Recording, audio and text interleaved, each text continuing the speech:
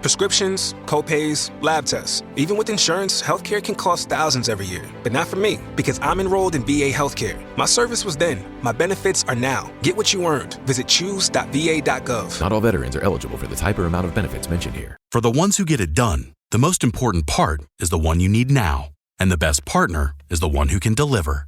That's why millions of maintenance and repair pros trust Grainger, because we have professional-grade supplies for every industry, even hard-to-find products. And we have same-day pickup and next-day delivery on most orders. But most importantly, we have an unwavering commitment to help keep you up and running.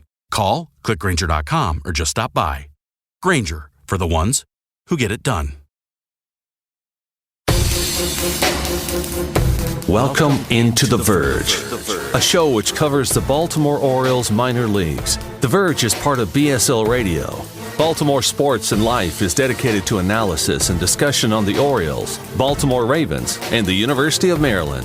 The site has a team of writers providing coverage of those teams and houses live streaming content weekly. Join the conversations at the message board, like BSL on Facebook, and follow BSL on Twitter.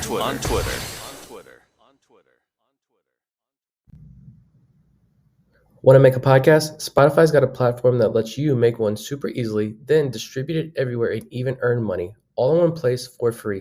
It's called Spotify for Podcasters, and here's how it works.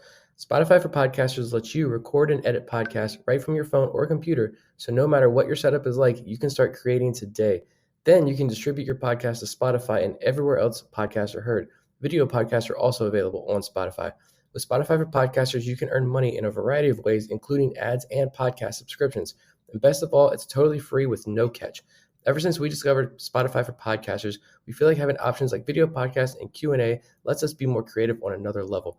I highly recommend you give it a try. Download the Spotify for Podcasters app or go to www.spotify.com/podcasters to get started. Welcome to On the Verge. This is Zach Spedden, joined as always by Bob Phelan and Nick Stevens. And on tonight's episode, we're going to get into discussing the players that the Orioles recently added to their 40-man roster. That'll be a little bit later on in our show. But first, I'm going to introduce tonight's guest. He is an infielder in the Orioles minor league system.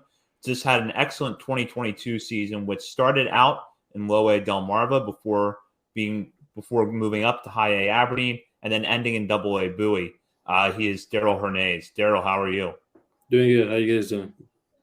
Good, and it's great to have you on here. And just, we're a few months out now from the end of the season, and you obviously had a lot of things go really well for you, excelling at 3 levels in the minor leagues. But now that you've had time to think about it, what do you think were the strengths and weaknesses of your season? Yeah, I mean, starting off, it was tough for me to go back to Delmarva. That was kind of a little bit tough for me at first. And then I feel like just helping the young guys out. They didn't really know what they were doing in a lot of things. And I had to kind of guide them and kind of walk them through a lot of things. It was a lot of little mental things. And that kind of helped me out, kind of being more mature and helping being a better teammate, I guess you could say. And then after that, I mean, I did pretty good there, I would say. And then getting called up to Aberdeen, it was just a little bit different, obviously. And then it was a lot more, I guess, more mature game, you could say, than the low A game. And then I feel like some things I did well this year was I ran pretty well, had a decent amount of stolen bases. I feel like I played some pretty good defense. At first, I was making some errors, but I cleaned that up. And then I feel like I made a lot of contact this year, some good contact. It wasn't just put the ball in play. It was more like hitting the ball hard. Some things that I didn't do as well, I would say was that I remember the errors in the beginning. I was kind of making a lot of errors. It was a young team too. That was tough a little bit at first. And then some other things was, well, I guess just not naturally in baseball, just the ups and downs, just trying to limit the downsides. But I feel like I had a pretty good year overall, and ultimately I ended up struggling in Bowie in that little bit that I got called up. But I'm really grateful that they called me up and let me experience the level before next year. So now I know what to expect versus just staying in Aberdeen the whole year. Yeah, you mentioned going back to Delmarva. I know the three of us were pretty shocked to see you that break camp roster and see you back in Delmarva, expecting you to be in Aberdeen. We thought you had a pretty decent year that 2021, and especially considering you were 19 years old that season as well. But you go back to Delmarva, and we had Sam Jelinek on a couple of times actually this season. And honestly, the story he told the first time he came on was my favorite story that any guest told this season. And he talked about that, the leadership role you took on in Delmarva, even telling guys like, hey, it's cold. Like, I don't think you understand how cold it's going to get tonight. Make sure you wear long sleeves. But even little things like that. I mean, what was that? What was the vibe like for that young Delmarva team? Considering there's a lot of young international teenage prospects who were probably learning more about life than baseball down there at the beginning of the year. Yeah, honestly, it's so much that I could tell you stories for pretty much this whole time. It's stuff you don't even think about just because you're used to it. Like that's just what your life is. You're used to it, but they're not used to it. So it was kind of just their everyday lives outside the field in their apartment. I was like, hey, make sure like you do this, make sure you do that. And they had no clue. So I kind of was like a big brother to them more. And a lot of them see me more like as a big brother more than anything else, even though I'm the same age.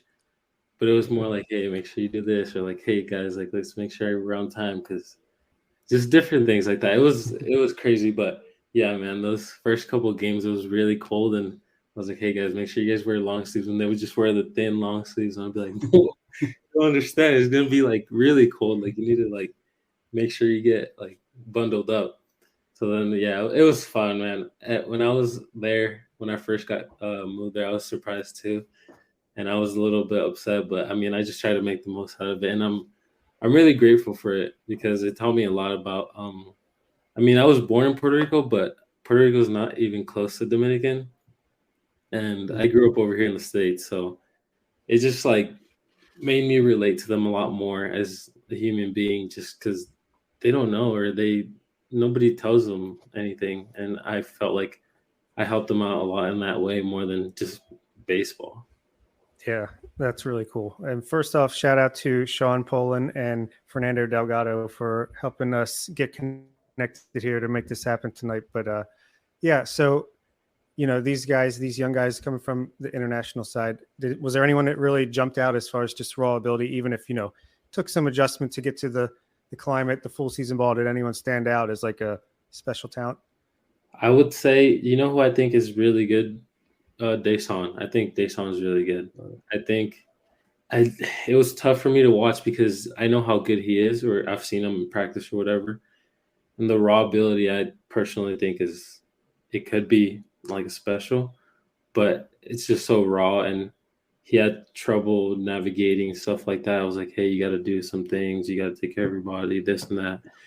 But he struggled, and I feel like he also got caught up in like, had a couple bad games, and like I need to change something, and he hits a lot of ground balls, so he was trying to lift the ball too much and then striking out, and it was a little bit more mental, I would say. But I think he has a really high ceiling if he learns to. I guess it's more mental more than anything, but yeah. I think he could be really, really good. Yeah, we're still high on him, and we liked, even though obviously you were disappointed to go back to Delmarva, we really liked the way you came out and just dominated that league second time through. Was there anything, at least was it able to show you how much you had improved from the prior season to go back to that same level? Yeah, it honestly did. That's also why I'm grateful for going back, because I feel like maybe I wouldn't have had as good a season in, I guess, Aberdeen if I didn't have as much confidence maybe. Who knows? I feel like I had a ton of confidence in spring training, but I guess just seeing it in a full season, like starting off hot and hitting homers or whatever, it was cool, and it just made me feel like it gave me a lot of confidence. So that was awesome. Yeah. Speaking of Aberdeen, it seems like it's a really tough place to hit. Maybe underappreciated aspect of that park, especially for power hitters, seems to really take a lot of the sting out of the ball. Maybe it's deep in the right places. I'm not exactly sure why, but what was your experience like hitting there? And is it as much of a unique challenge as it appears to be? Yeah, I think it is. Thankfully, I played pretty well there, but it was tough, and I noticed it. Thankfully, like I said, I played pretty well, but there was everybody's complaining pretty often. The center field, the backdrop, what's it called, the batter's eye, is see-through. So when it's 6 o'clock or 6:30, 7 o'clock, when the game starts at 7, the first couple innings you can't really see the spin at all. And then after that, the gaps are just really, really, really deep. The lines aren't bad, but the gaps are really, really deep. And I don't know what it is, but the ball doesn't really fly there. When we went to the South League, it was easy to hit compared to our field. But other than that, I know before there was a trouble. There was a light in center field, like a night light, like a post, and there was a light. So the ball was coming out of that light, and you couldn't pick it up, but they ended up turning that off. So that was hard too. And man, it was a lot of things. But some of them ended up getting fixed. I don't know if you guys remember, there was a storm at some point and the lights got messed up. So you couldn't see the ball for a couple of days too, but then they ended up fixing that too. But it's a lot of little things that the turf isn't very fast either, as you would think, playing in the turf field. It's not that fast. So it's just little things like that, but I don't know. I guess people have struggled. Yeah. I would say if you have some of those nights, I know, talking to guys like Kobe Mayo and Connor Norby, like they get called up to Bowie, and you see some fans that pull up their the stat lines and say like, well, they weren't hitting that well. Then you're like, you talk to the guys and you're like, well, actually, like I was hitting the ball extremely well. And you look at how many home runs I got robbed or what your batting average maybe should have been. You're talking about kind of what you can on a night-to-night basis. What are the coaches sit down and talk to you guys about, or what are you looking at and saying like, how difficult is it to say like, all right, I should have had 3 hits last night, or like a 2 home run game, but I went 0 for 4. What are you guys looking at and going over and saying, all right, just keep doing what I'm doing, and hopefully the hits just start falling? Yeah, the main thing that they preach is hitting the ball hard and a good trajectory. So I would say, like, let's say you get 3 of those that night and you go 0 for 4. That's something also I learned this year versus last year. I was a little bit more concerned about the actual stats. This year I was kind of more, I guess, just playing the game. But basically, let's say you hit 3 balls hard tonight and you go 0 for 4. So the next day or whatever, you have a report, and that report is seen all the way up through the system. So they know that you hit 3 balls hard, right? And like it wasn't just an 0 for 4 with 4 bad at bats. So it's seen and it's being tracked. So that gives everybody the confidence in the org to just hit the ball hard, or just have a good at bat rather than and control the strike zone. They also see that. So I mean, just kind of more the process more than the result. Because I guess if you go 4 for 4 with 4 bloopers, I mean, everybody will take that. I promise you. But at the end of the day, those days that you don't do good and you have a good process behind it, it's also being seen. How do the coaches do in selling that to you? Because I'm sure that is a bit of an adjustment where you're not necessarily having to focus on the day-to-day stats that we can see in a box score. Yeah. So like I said, last year was a little bit tough for me because I would be, let's say, I don't know, for my last, I don't know, let's just say 10. And I'd be hitting the ball pretty good. But I'd be like, my dad or something would be like, hey, like, what happened? I didn't see the game, but that's why you went 0 for again. Like, I'm like, actually, I hit the ball well. Like, I feel good. But, you can't really tell, I guess, sometimes, unless you watch the game maybe. But it just gives you that confidence. And the coaches, like I said, preach that every day. And, like, they see that. And they can show you your numbers. Like, let's say, for example, like hard hit rate or whatever.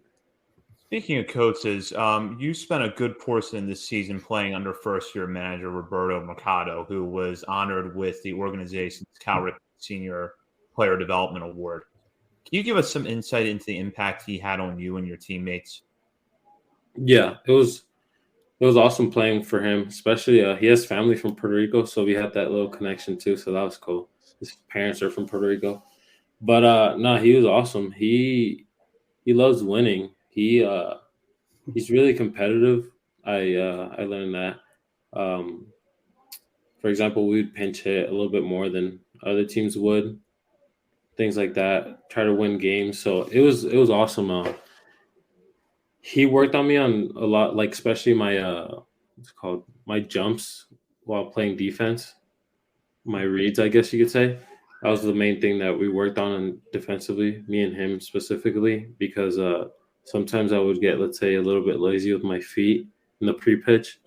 So that was one thing he like was on me about, making sure I got that down for the higher levels. But it was awesome working with him. He's awesome and he loves winning. So I really enjoyed that because I'm a competitor. Yeah, it was looking at his resume, and you have to imagine the Orioles saw a bright future with him in this organization, to have no pro experience and to be right there in high A. And that team goes to the championship series. Speaking of that championship series, that we were talking about a little bit before we came on air, but you spent a good chunk of that year in Aberdeen, but then in the year in Bowie, obviously you want to end in Bowie, you want to end in Baltimore. That's the goal. But what is that like for you to look back at that Aberdeen team and be like, was there a part of you that was like, man, I kind of wish I was playing in that championship series, kind of see that through? Yeah. When I got called up, it was a really good feeling. I wanted to get called up, but at the same time, I was like, I mean, I just kind of just want to finish the year out and try to go win to get a ring. I wanted my ring. My first year, we almost had it, but the hurricane, I don't know if you guys know about that. Cut it short, but season got washed out. Yeah, I thought it was going to be for sure the year, and I thought we were going to be able to do it. But then I got called up, and I was like, well, I mean, I can't be mad about this. So I mean, it was awesome in AA, and I was watching every game. I ended up getting COVID. I don't know if you guys know that or not, but yeah, but I was watching every game online on my MILB. So I was on it, and I was cheering them on. It was unfortunate they came up short at the end, but yeah, I was a little bit like, man, I wish I could help them out some way. But no, I mean, it was cool. It's just baseball. It's just minor leagues, you know. It happens all the time. So yeah, what are you gonna do, right? Yeah. One thing that I think really stood out to me, at least this year, was the number of guys who were in Aberdeen and made the jump to Bowie. And it just seemed like these guys just didn't miss a beat after that promotion. Connor Norby turned into Barry Bonds down there in Bowie and AAA. Kobe Mayo takes off. I know he had a little bit of an injury, but he took off. Colton Cowser, became, I don't even know what you call that. Yeah. Amazing. You only got 13 games in Bowie. You mentioned the COVID. So your time got interrupted a little bit there, but you were still 4 years younger than the rest of the league. And I thought, from my viewpoint, I live here in Virginia, so my viewpoint is MILB TV as well. I still thought you looked confident at that plate, like you'd been in Bowie all year long. Have you found each jump as smooth as the rest of these players and everybody else make it seem to be? Man, I wish I could tell you it was easy. It's not. It's not easy, obviously. But I would say for guys like Cowser got his routine down pretty well. I could tell you that when he went up to AA. I could tell you that was part of it. Norby, I feel like Norby he had a little mechanical change. I'm sure you guys know that. And I know at least those two guys. I don't know if I talked to Kobe too much about it, but Norby and Colton, I know that, like, let's say their expected numbers were more seen in Bowie rather than Aberdeen. Like, you know, those balls that were hitting hard in Aberdeen that were even, let's say, doubles or fly balls, those ended up being homers in Bowie. So it was like, I remember, for example, I would call Colton or something and be like, what's going on? Where's this juice coming from? He's like, man, the ball is going out here. You got to get up here. So I mean, it helps a little bit to be in Bowie rather than Aberdeen as far as those. But I'm sure that, I mean, when I played with Norby, like he said, he was ridiculous. It was crazy.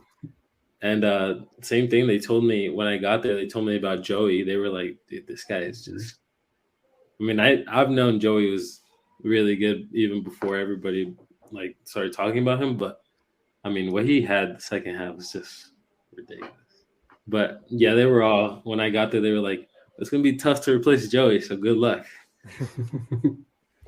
Yeah, I got to got to talk to Kobe Mayo like before his last game in high A. I was there, and I talked to him for like a couple minutes before the game, and he was telling me about my expected slugging is like 150 points higher than my actual and my batting average, and he was telling me about all that stuff. And of course, I think he hit 1 or 2 home runs in that game, and then got promoted, and obviously finished pretty strong considering the injury. But yeah, it's very interesting just to see the difference between levels. But it isn't often that a farm system graduates the best prospect in baseball, Adley Rutschman, and then next thing you know, they replaced him with the next best prospect in baseball, Gunnar Henderson, who obviously you've spent a lot of time with. But just tell Orioles fans just how stacked and deep this organization is right now. I mean, the best way I could put it is, I'll tell you something actually that other teams tell us.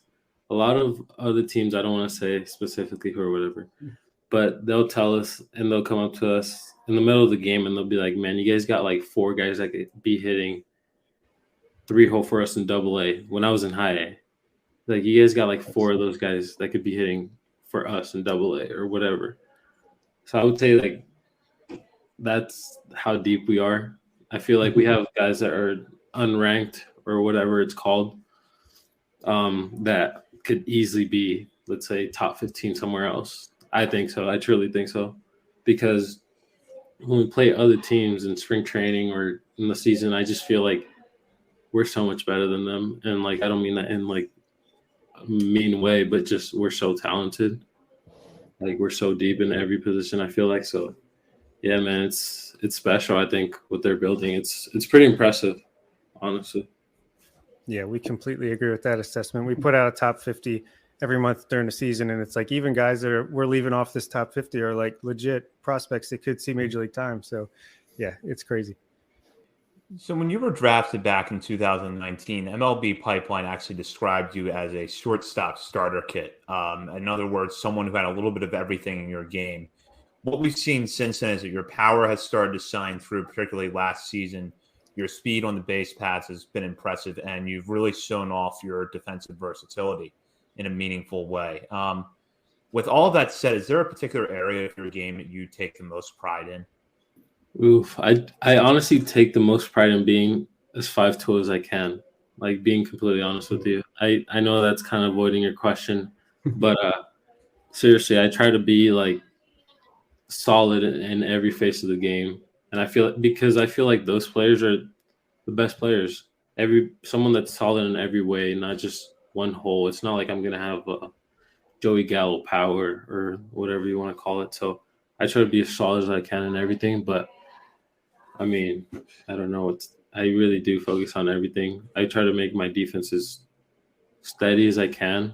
And like I said, I keep trying to run and get my bags and just hit. Obviously, if you hit, you'll be fine. So, with the defense in particular, just like pretty much every other infield prospect in the organization, the Orioles kind of move you around a bit: second base, shortstop, third base. We see a lot of guys play infield and outfield too. Where do you feel most comfortable out there on the diamond? Well, before I would tell you for sure shortstop. Now I feel pretty similar. Like, honestly, in all of them, shortstop I've played my whole life, so it's kind of like I feel like I have the most natural range, I guess, because I have instincts there my whole life.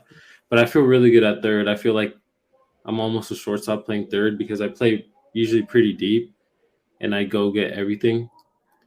And at second base, I feel like, it's a closer throw, so it kind of makes it easier in that sense. But I feel comfortable in every base now, and I'm happy they did that to me, and I guess everybody, because now I can play everywhere. But I guess to answer your question, I guess I could say shortstop, but I don't really feel that much of a difference. Did you get to work a lot with Tim DeJohn when you were up there in Bowie? We had him on as a guest, and he seems like quite the guy to get to work with every single day. Yeah, he brings that energy. He's fun. Yeah, I got to work with him a little bit. I work with him every spring training, like a decent amount. And then when I got to Bowie, he was on me, but he said we're gonna keep working the spring training, so I'm excited. Yeah, I think it's good to have versatility, especially in the infield in this organization with so many guys coming up doesn't hurt to be able to play more positions. And you played with Gunnar Henderson. We were talking about a little bit earlier. You played with him in the GCL in 2019, almost won the title, and then started 2021 again, both in Delmarva. Are you surprised by his meteoric rise through the system and how much success he's been able to have so far at such a young age? And does that motivate you to follow in his track next year? Not one bit. I'm not even remotely surprised.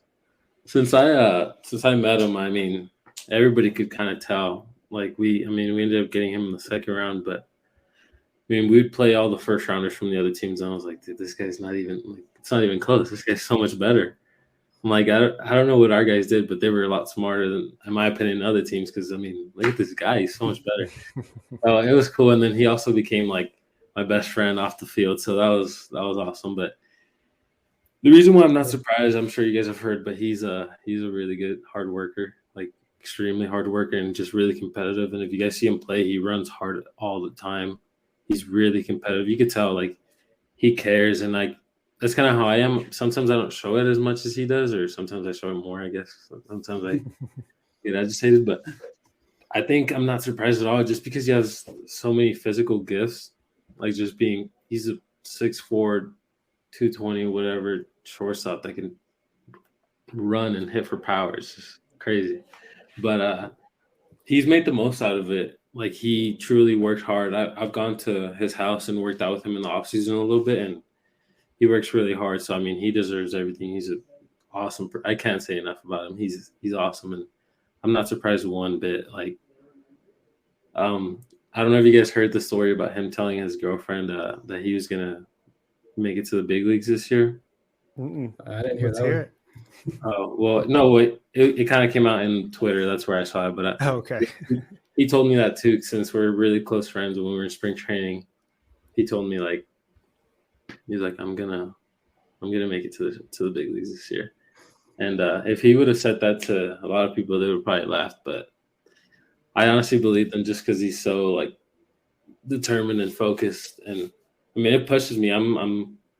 It definitely motivates me as well. And to answer your other question, like for sure, that's my goal, to get up there as soon as possible. And the way we've talked about it before is we still talk to this day pretty often, but just like I'm kind of like 1 year behind him in a sense. Like I kind of had a similar year that he had last year. So kind of trying to replicate this year, not obviously replicated, but kind of like those steps, the AA, AAA. We'll see what happens about the big leagues, but I mean, it'll be awesome. Going back a little bit, you and Gunnar kind of had a similar experience where you were both high school draftees in 2019, and the pandemic wiped out what would have been your first full seasons in 2020.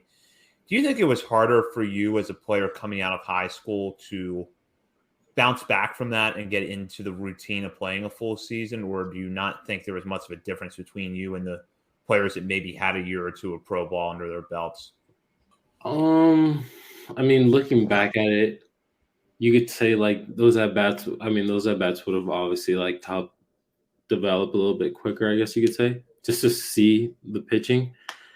But I mean, just as a competitor, I can't say that it's that much of a difference. I feel like you're either going to be good or you're not. I don't know. I just, as a competitor, I don't want to say like, oh, like I didn't have a year, so that's the reason why. Like, no, like I think, you either are going to have it or you're not, and you work hard. And I mean, I worked hard throughout that COVID year, so I'm sure I gained different experiences, and like it made me more grateful to play the game also, like everybody has said, like having that time off. But I don't want to say it makes a difference just because everybody went through it in the world, not just like baseball players. Every sport did, but obviously in baseball, it's pretty important to get at bats just to, keep developing. But I don't want to say that it made that big of a difference. So we're here in the off season. Hopefully it's winding down soon. I'm ready to get you guys back out on the field and watch you guys. But what's your plan for the rest of this off season? Is there anything in particular you're focused on, an area of your game you're focusing on, or what's kind of the general plan for a hitter like yourself over the winter? Yeah, so my main focus is off season, which thankfully I'm doing a good job of, is putting on strength, just building my base, building my foundation for this year. Hopefully, having the longest year of my life, meaning like AA, AAA, and hopefully playing as many games as I can. So just getting ready for that physically, and just putting on some weight a little bit. I put on some weight every year, but this year I'm trying to put on a little bit more, just because, and keeping my speed. Obviously, I'm running every day or mostly every day, and I'm putting on quite a bit of weight, I would say. And that's my main focus right now. And just building that base, that's like the main thing. And then outside of that is cleaning up my swing path, just making it as clean as possible. Just playing with guys like Norby, like you guys said, he has such a good path. That's why he drives the ball so well to right center.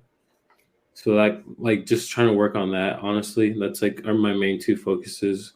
And obviously everything, I mean, not just that, but those are my main two focuses. I would say that just being able to drive the ball to right field and just get stronger. So what are you doing in your downtime? We know that Gunnar Henderson and Colton Cowser obviously get into their Legos. That was a big story last year. What are you doing? You playing the new God of War? You playing Marvel Snap on your phone? What do you get up to? Well, I'm a pretty laid back person, so I kind of just hang out with the family, and then I play some video games. I got the new Call of Duty. I was actually playing with Gunnar the other day, so yeah, we play some Call of Duty, and then I'll play some of the show. I enjoy my time playing the show right now because during the season, after going 0-for-4, you don't want to go play online and take another beating in baseball. So I play it in the off season, but I try not to play it in the season. Makes sense. And last question I got is, what are your goals for 2023? Call your shot. Are you going to do the Gunner and get called up at the end of next year? Set up for Rookie of the Year in 2024? What's going on? So I would love that.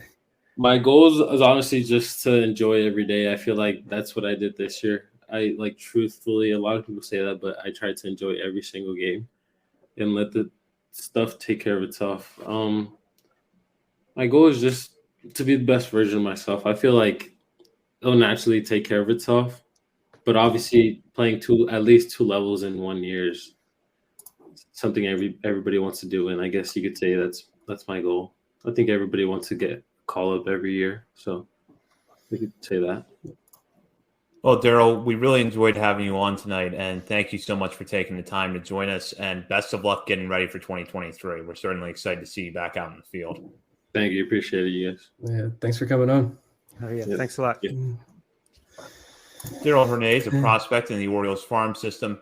And in a moment, we're going to talk about the interview and get into the players that were protected from the Rule 5 draft with 40-man roster spots last week. But first, the DraftKings Sportsbook, one of America's top-rated sportsbook apps, is coming soon to Maryland. But you don't have to wait to get on the action. Right now, new customers who sign up with promo code On The Verge will receive $200 in free bets on launch day after registering. Plus, 5 lucky customers will win a $100,000 free bet on launch day. It won't be long until you can bet same-game parlays, money lines, props, spreads, and more right here in Maryland with DraftKings Sportsbook. Download the DraftKings Sportsbook app now and sign up with the code On The Verge to receive $200 in free bets on launch day after registering. Plus, we're giving 5 customers a $100,000 bonus free bet on launch day only at DraftKings Sportsbook with code On The Verge. So, Bob, Nick, we just heard from Darell Hernaiz, a rising prospect in the Orioles system, about his breakout 2022 season and some of his goals for 2023. What were your thoughts on our discussion with him? I thought for me, the talk about Aberdeen, I felt like was interesting. It truly is. We talked about this all the time, right? Guys like, TT Bowen's only getting a couple of home runs this year. Connor Norby getting called up, even though the numbers didn't look that great in Aberdeen. Kobe Mayo, all these guys. Yeah, you're working on things, but clearly there were a lot of stuff going on down there in Aberdeen. Not just on the field as far as like the field stuff, but just Aberdeen in general, man.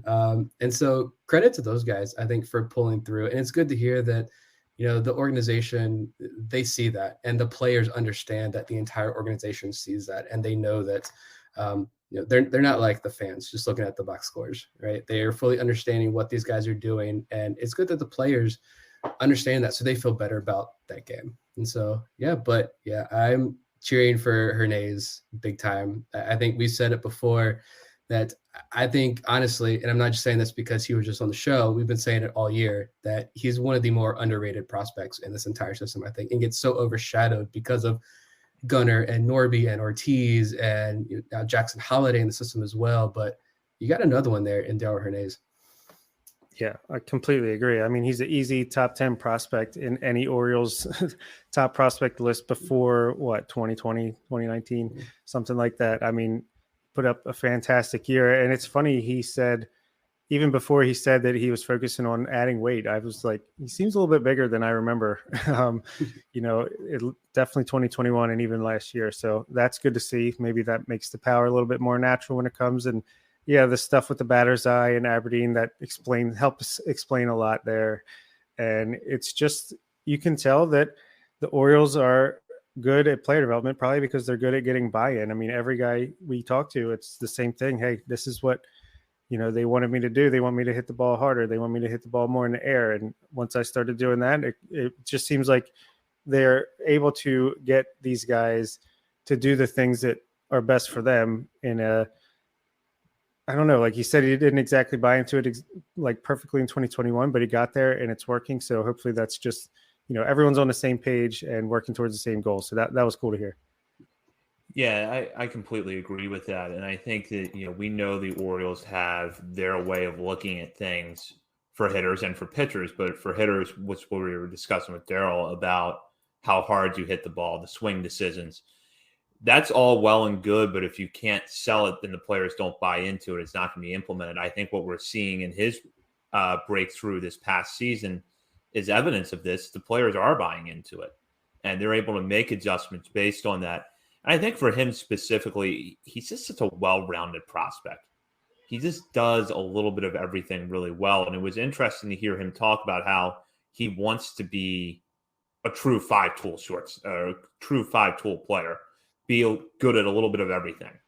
Yeah, I mean, 3 levels last year. I mean, 12 home runs. Just when he went back to Delmarva, he matched his 2021 home run total in like 250 fewer plate appearances. So clearly he was learning. I mean, 21 doubles, 12 home runs last year, 5 triples, stolen bases, 32 stolen bases. Yeah, completely well-rounded, 341 on base percentage. And he's 21, not even 21 and a half. Like, he's going to be about 3 years younger. If he's going to start next year in Bowie, obviously, but he's still going to be about 3 years younger than the rest of the competition. He's going to be a 21-year-old kid still, essentially, in Bowie at the start of the 2023 season. So, yeah, I mean, if he pops off next year in Bowie, he mentioned the COVID thing. We know that got Bowie like twice majorly last year. If he pops off in Bowie next year, yeah, by the end of the year, he could be one of those guys where you're saying, call up Hernaiz. Where's Hernaiz?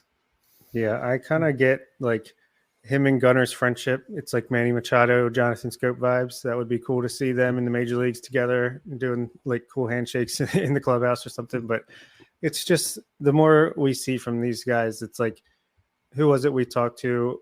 Pretty much everyone, but not just are these players talented. They seem like they have good heads on the shoulders, seem like good people. And yeah, I don't want to trade anybody now. We got to keep them all. We got to find a way to fit them all on the roster.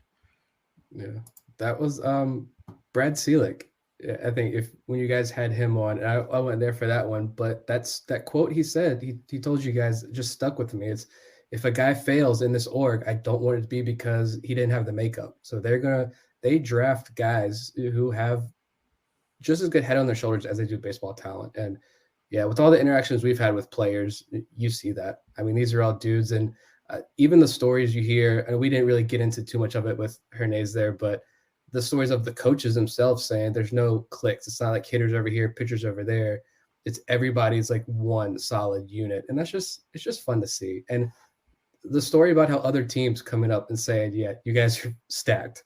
I think that's a testament to, yeah, this farm system truly is a stacked unit.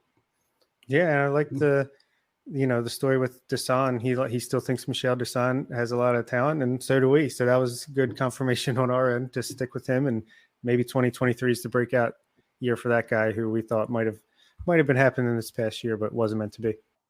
Well, speaking of talent in the organization, that was reflected with last week's decision to protect 5 players from the Rule 5 draft by giving them spots on the 40-man roster.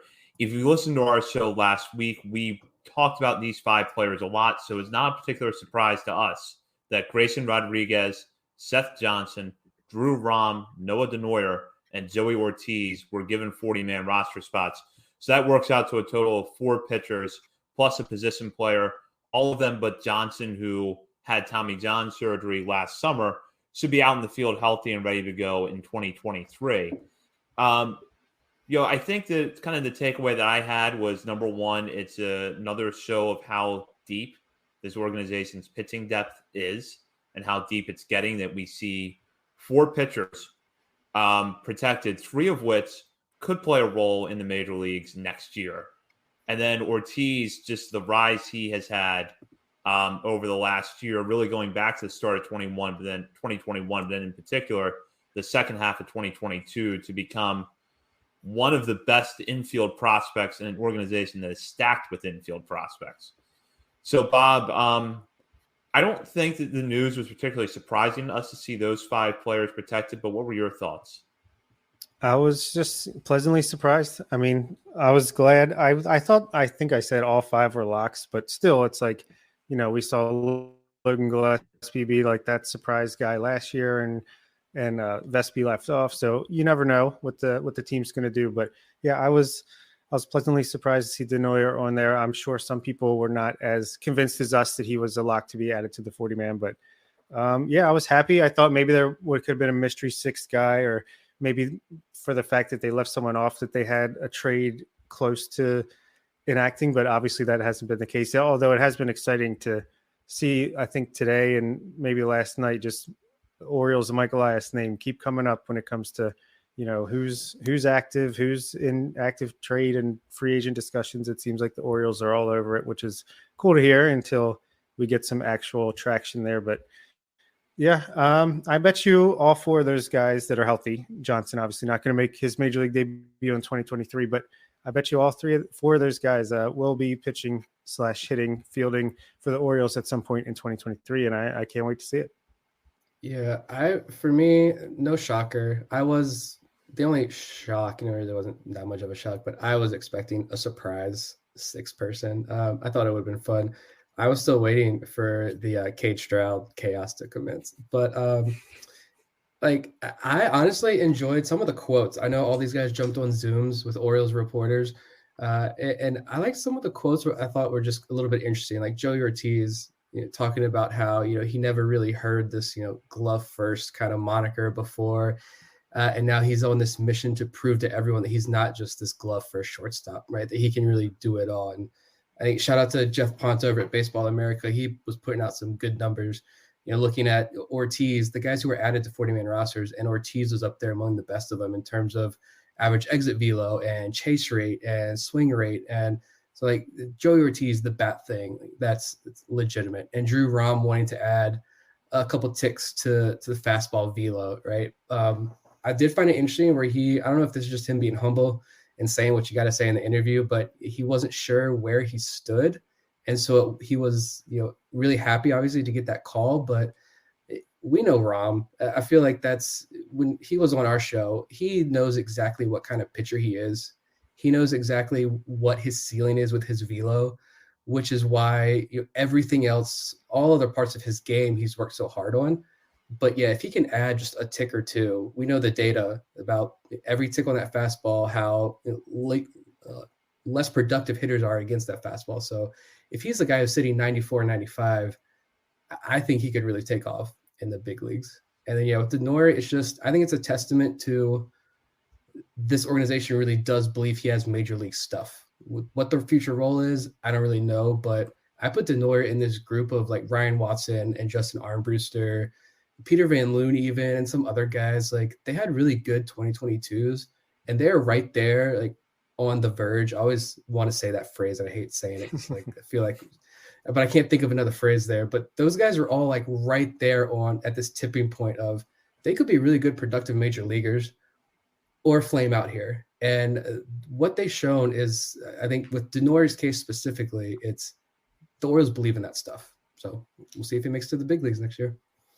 Yeah, with Rom, I mean, I think we've always thought very highly of him. He's been in our top 15, top 20 pretty much ever since we started doing these rankings. And I mean, he's still 22 years old. So he's got a better starter kit than John Means did when he came up and became the ace of the Orioles. So, I mean, potential is there, and his floor is high as well. Like, easily could be a multi-inning reliever, just able to, especially if he's going to be able to sit in close to the mid 90s. I mean, he's going to be a weapon, whatever the role ends up being. And again, I'm just starting to really get excited for next season already, and it's November. So, yeah, completely agree. And I want to talk about Denoyer for a minute, because to me, this is such a good story, and I don't know that you can really say enough good about it.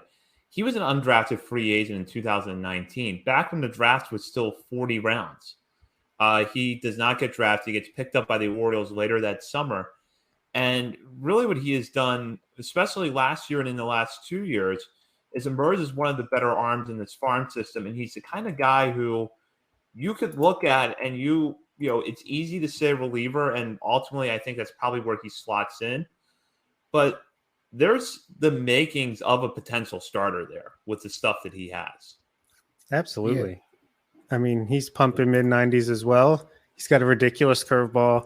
The slider, I think he's another one of these guys that picked up that Jordan Lyles sweeper or whatever, Austin Voth, that sweeper. It really works for him, and he's got a really good changeup as well. I mean, he's got a 4-pitch mix, and we've said it for years now. The organization clearly believes in this stuff, and the results are there as well. So, yeah, I see no reason to believe that he couldn't be like a Drew Rasmussen for the Rays, like a guy that can surprisingly give you 5-6 really, really solid innings most times out and just surprise a lot of people.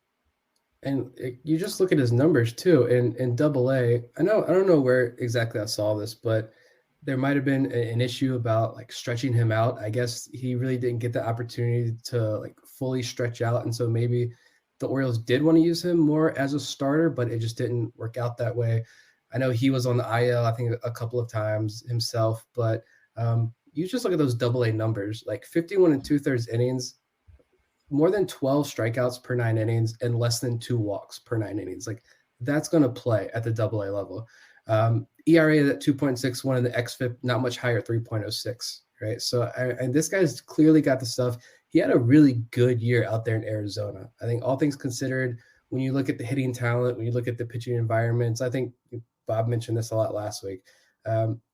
He's coming off that really good performance as well out in Arizona, setting himself up nicely for 2023, where like we'll see. I don't really, honestly, at this point, I don't even really care if he's in the rotation or in the bullpen. Like, if the organization believes in the stuff that much, we talked about before how the changing role of baseball in games, right? If he wants to be that Drew Rasmussen, that's perfectly fine too. Or if you just want to be this guy that, he's a 4-inning guy out of the bullpen.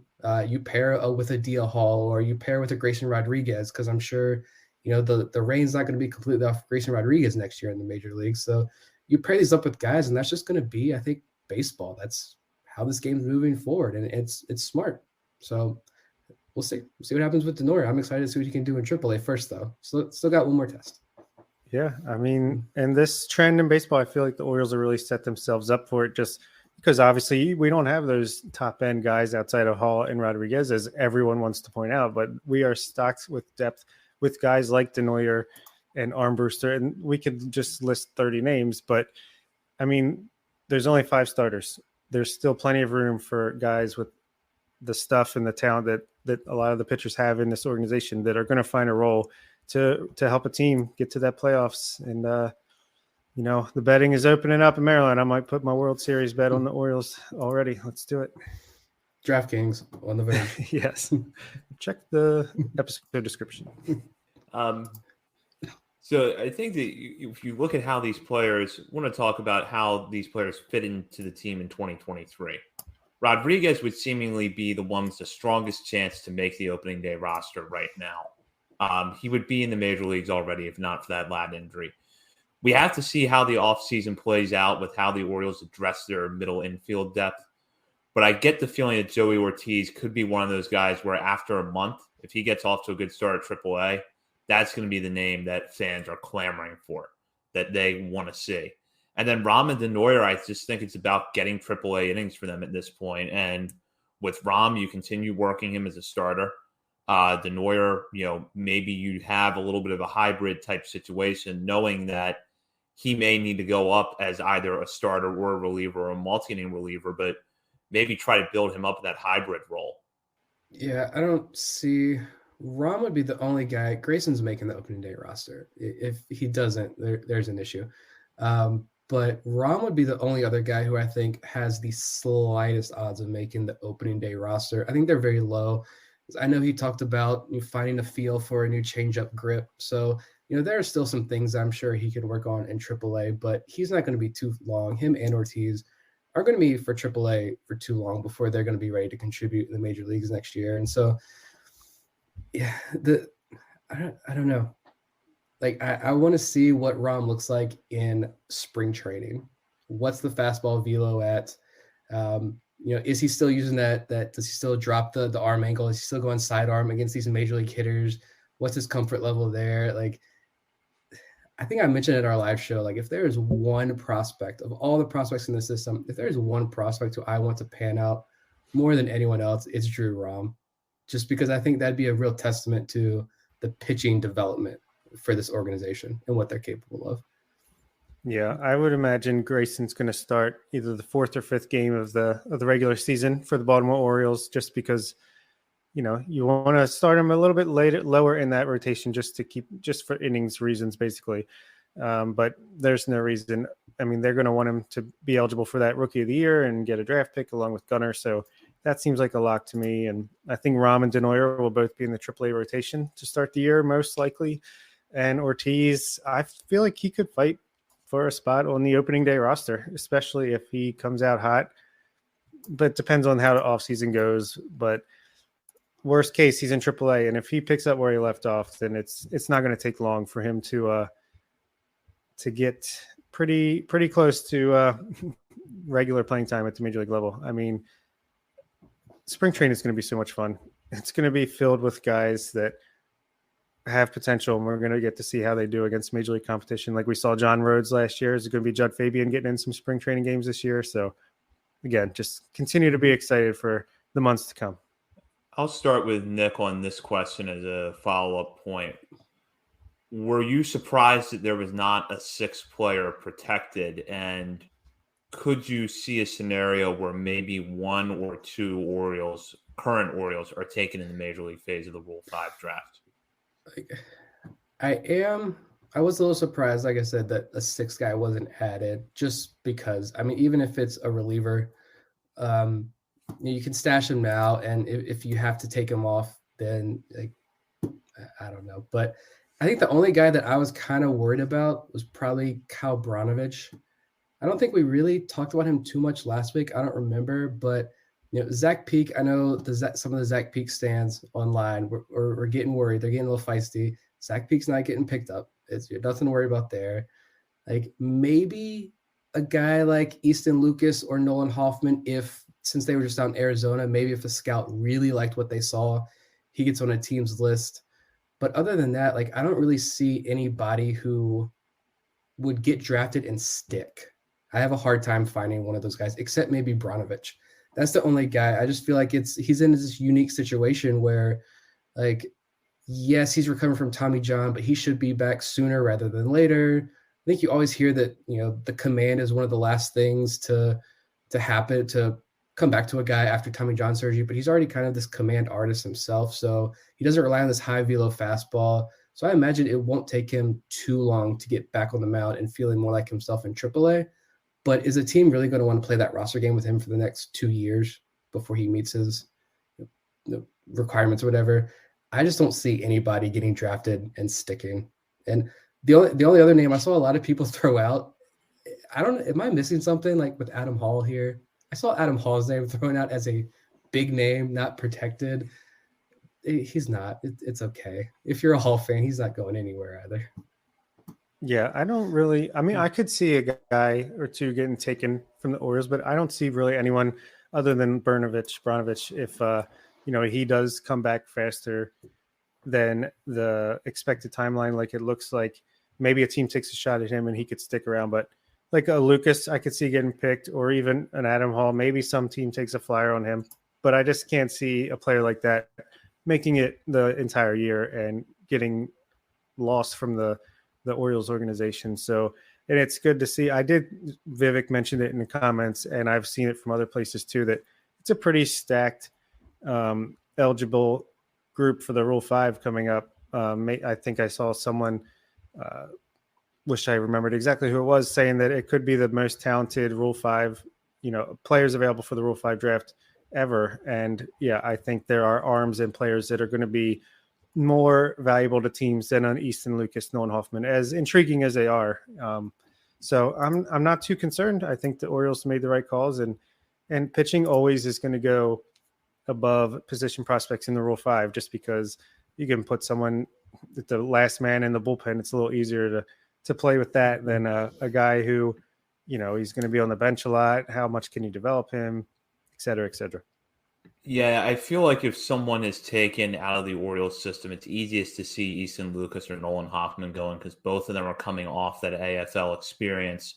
Lucas being a left-hander, possibly having starter stuff, could give him an edge. Hoffman is a guy who might have been protected if we had seen more of him this year. I do think he's at a little bit of a disadvantage compared to Denoyer, in the sense that I think he is probably more of a typical one-inning reliever than a multi-inning guy. But there's still a lot of things there to like about him, and I could see him getting protected. I think the other thing, too, is that sometimes with trying to figure out if a player is going to stick, it's almost a matter of what team takes him, because if you go back to Zach Pop in 2021, when he was ultimately ended up with the Marlins out of the Rule 5 draft, I think he was originally drafted by Arizona and then traded there. He was pretty bad the first month of the season. And you have to wonder, if that had been a team that had aspirations of contending, would he have stuck the full year? As it was, he did stick the full year, and he was fine in 2021. But that's going to be part of it too, is what team takes these guys and what is their depth going to look like. And then with Branovich, I think there's an argument for taking him if you feel like he's going to come back quickly. Just like I said last week, I feel like we really don't know anything about where he is in his recovery process. And I have to wonder, if he was close, would the Orioles have protected him? And then it's also, too, what's it going to look like for him getting back on the mound and getting into his repertoire, especially because we know that knuckle curveball is a big pitch for him. And how long is it going to take for him to get the full repertoire back? But, that's a guy that I think, had he not gotten hurt, might have actually been in the big leagues before the year was over. And you could see where, a team, especially one that doesn't have a ton of starting pitching depth at the top of its organization, might take a flyer on him. Yeah, I just don't see teams. How many teams out there are truly in a position to use a 40-man spot on a guy like Branovich, or like a real project type pitcher? Yeah, I just don't see any teams wanting, even teams that are tanking, right? That's easy to say, but those guys they're still going to need every 40-man spot possible. So you're really going to use it on some high A pitcher, the guy who hasn't reached high A yet, and try to work with him. I don't know if I see that anymore in today's game. And so that's why, like you mentioned, this is going to be a deep class. It is going to be fun, because not having a Rule 5 draft last year certainly helps grow this draft class again. But from the Orioles' perspective, in terms of people being worried about other guys getting sniped, I'm not worried about the major league phase. Honestly, I'm worried about the minor league phase of the Rule 5 draft. That's the phase that I'm going to pay attention to more, because I think that's where we could lose, 2-3 guys at least. And those guys don't have to stick anywhere. They are part of that organization. You don't have to stick in AAA. You don't have to stick at any particular level. They can do whatever with you as long as you pay is $10 grand, I think. But so that's the phase that I'd be more worried about as far as losing pitchers specifically. Yeah, I could see that, especially if you're looking at the type of arms that could be starters or relievers in the middle of the organization. Well, that'll be something to keep an eye on here over the coming weeks. The Rule 5 draft will be on December 7th, and we'll have more extensive coverage leading up to that. That'll be part of this year's winter meetings. Next week, we'll be joined by John Mioli, the author of Maximizing Playoff Odds, a Baltimore Orioles newsletter. He's actually coming on to talk about his work with Baseball America and the Orioles prospect rankings, which he is doing once again this offseason. We're looking forward to having him on. That, by the way, for those keeping score at home, will be John's 6th appearance, putting him second behind Dr. Stephen Loftus at 7. So something to think about as we head into tomorrow, as we get ready for next week. In the meantime, check out BaltimoreSportsAndLife.com for all the latest coverage on the Orioles, Ravens, college sports, and more. And while you're there, hop on the message board and join the discussion with fellow readers of this site as well as contributors. And be sure to follow us on Twitter. I'm going to give Nick a quick second here to talk about something we're actually starting in preparation for the Rule 5 draft on Twitter that's going to be interesting. Yeah, I started this today just because I need something to do to pass the time over these next weeks. So Vivek here in the comments, Vivek is the king. I'm sure we will get Vivek on as we get close to the Rule 5 draft to break these down. I'm no Vivek. I'm no expert here, but I've just been kind of going through. I got a thread up on Twitter. We'll be updating until December 7th. Just intriguing names. They may not necessarily be guys that the Orioles have a shot of even targeting, but just interesting names, numbers, some videos, something to do to help pass the time between now and December 7th for the Rule 5 draft diehards out there. Well, we'll be looking forward to that. Thank you to Darell Hernaiz for making an appearance on the show tonight. For Bob Phelan and Nick Stevens, this is Zach Spedden. You've been listening to On the Verge. That'll do it for this week's episode of On the Verge. Be sure to check out our Patreon page where you can help show your support for the show and get bonus content, including monthly top 50 updates to our prospect list and daily game recaps during the season, and much, much more. Every day, my employees get scam emails. I wanted to protect my business and clients, so I checked out CISA's Secure Our World. They've got 4 simple ways we can protect our businesses from online threats. Learn more at cisa.gov/secure our world.